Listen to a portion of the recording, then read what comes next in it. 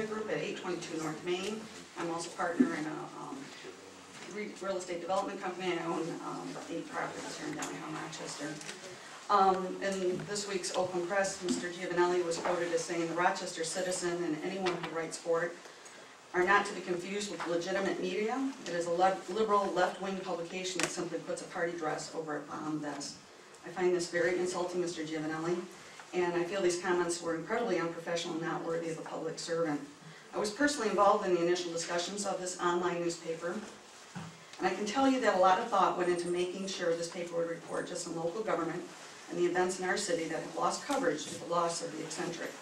While I'm not going to condone people ranting on Facebook fan pages, because I really don't care for that, the fact that you attack someone who's trying to build a newspaper in this town just because you think it is left-wing is unconscionable. I feel you owe Mr. Falk an apology, as well as Annette Kingsbury, who is a noted reporter and writes for the Citizen as well as the Oakland Press. I looked this morning at the Citizen website and counted the articles.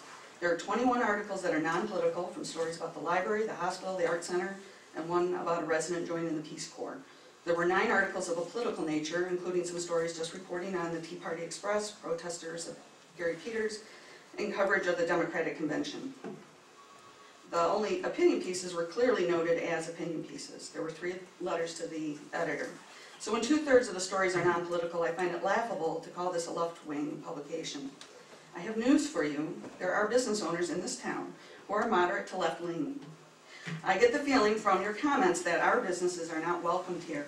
If this is the case, then the DDA needs to change its strategic plan and make it clear that so I can move my business to a town that is less political in nature and one that welcomes all businesses. As far as the Facebook incident, I think you should allow the DDA director to have some ability to delete strings when they get out of hand or block people when necessary. These are fan pages, not rant pages. If someone does not like what the organization is doing, the Facebook fan page is not the place to have the discussion. Some of the organizations I'm involved with have had some incidences with the person in question on their Facebook pages, and in the past have simply blocked him. So I urge the DDA board to put together a thoughtful policy for their Facebook page, but not to throw out a great marketing tool with the bathwater because of 1 or 2 people abusing it. You're not infringing on people's free speech by deleting their posting, because they're free to create their own Facebook page, blog, newspaper to express their views. You would only be squelching their free speech if you held this against them in some other dealings with the city or DDA and tried to stop them from expressing themselves legitimately. It's sort of like me insisting I get space in the city or DDA newsletter to complain about you. I don't think anyone would allow that. I believe we have a great DDA director, and she needs to be supported, not undermined, given authority to do her job, and not to be micromanaged. Thank you. Thank you, Ms. Young.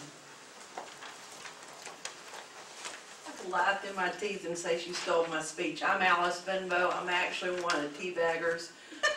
Very conservative, on the opposite end of the spectrum of a lot of different people.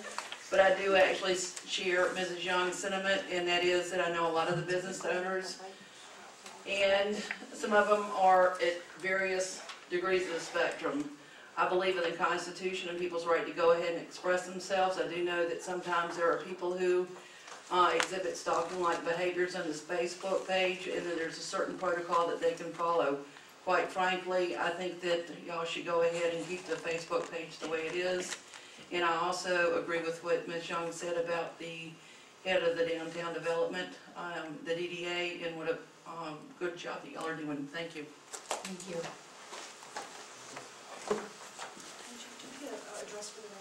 Oh yes, I'm sorry, you need to state your address. Thank you. Excuse me, please. I'm Alice Benbow, and I live in 1582 Northumberland Drive, Rochester Hills, Michigan. Thank you. So, thanks. Thank you. And I would like to say that Bruce has put a couple of my conservative editorial pieces in his newspaper, so I do appreciate that point too. My name is Bruce Felk. I'm respectfully not going to give my address because I have received some threats due to some of the activities in the city. First of all, I want to thank you for the opportunity to address this board tonight. I want to say that I've lived in Rochester and Rochester Hills basically all of my adult life. We moved to Rochester while I was attending Oakland University. I met my wife at Oakland University. My oldest daughter graduated from Oakland University. We lived on 3rd Street before moving to Rochester Hills. We have lived in this community for over 35 years of our marriage and raised our 2 children in this community. I love Rochester and Rochester Hills. However, this recent incident over the online newspaper venture I started with another longtime Rochester area resident, June Hoplock, has made me question whether Rochester is the place I thought it was. Today on Mr. Giovanelli's blog, Common Sense Revisited, he has a blog post. Bruce Felk is a big, fat idiot. Not exactly the best way to welcome a new business to your town, Mr. Giovanelli. Our goal with the Rochester Citizen is to fill the gap that was left by the demise of the Rochester Eccentric. With no independent news source in town, politicians and other entities are left to their own devices with no journalistic oversight. I know Republicans in town are not used to being criticized or scrutinized. When we did a story about Mike Bishop calling him out on his hypocrisy, Mr. Bishop did a follow-up interview screaming into the phone at our reporter, a longtime former reporter with the Rochester Eccentric. Sorry, Mr. Bishop, but you'll get no free ride from the Rochester Citizen. If you say one thing and do another, we'll call you out on it. The same goes for State Representative Tom McMillan. When he campaigns telling people his main concern is fiscal responsibility and transparency in Lansing, and then tries to write laws regulating charitable gambling and changing our marriage laws, and pushing his conservative social agenda on the people of Michigan, the Rochester Eccentric will call you out. As far as my postings on the DDA Facebook page, all I was doing was posting links to stories that we've done. If you think we're biased and not a good source for reliable news, don't click on the link. I posted nothing on the DDA site that any reasonable person would call offensive or overtly political. We have covered Republican and Democratic events. We covered Tea Parties and the Democratic Endorsement Convention. That sounds like a real newspaper to me, and I would think reasonable people would think the same. Just today, we did a story about a downtown Rochester business, Mind, Body, and Spirit. They'll be receiving an award from the Detroit Free Press for being a green restaurant, using many green technologies in their restaurant and growing organic food for their customers. If any of you bothered to actually read our front page today, you'd see a story about residents being unhappy with a local developer, a story about the Rochester lunch ladies, a lawyer holding a free open house for legal advice, a story about a Rochester history extravaganza, another story about Mike Bishop and Tom McMillan's appearance at the OPC last week. Hardly a liberal agenda. As far as the incident that brought us to this discussion of the DDA Facebook page, asking the DDA to not allow two-way communication because you have a political difference with one of the posters is a position that can only be harmful to businesses in downtown Rochester. Social media got its name from being just that, social, allowing for two-way communication between people. Instead of criticizing Christie for allowing two-way communication with her constituents, you should be praising her work and for the fantastic reputation downtown Rochester has been able to achieve and for the low vacancy rate in downtown Rochester, in spite of such difficult economic times we're living through. What this body seems to be trying to do is to make it be a crime to be a liberal.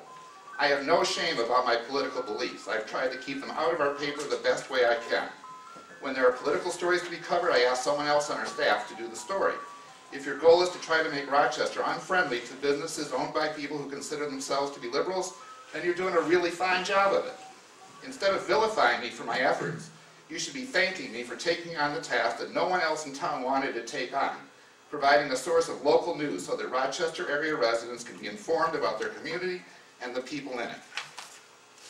To quote President Kennedy, if by liberal they mean someone who looks ahead and not behind, someone who welcomes new ideas without rigid reactions, someone who cares about the welfare of people, their health, their housing, their schools, their jobs, their civil rights, and their civil liberties, someone who believes we can break through the stalemate and suspicions that grip us in our policies abroad, if that's what they mean by a liberal, then I'm proud to say I'm a liberal. Thank you. Thank you. Any other audience comments?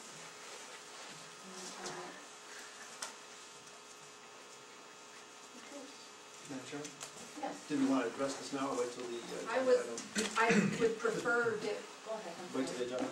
Yeah, but I was going to say that this is something that the board is going to discuss today, so I think it's more appropriate that we listen to your comments and that we have information and we can take it when we discuss it. Thank you very much, though. Next, we're going to move to the facade sign and lighting grants. Christie?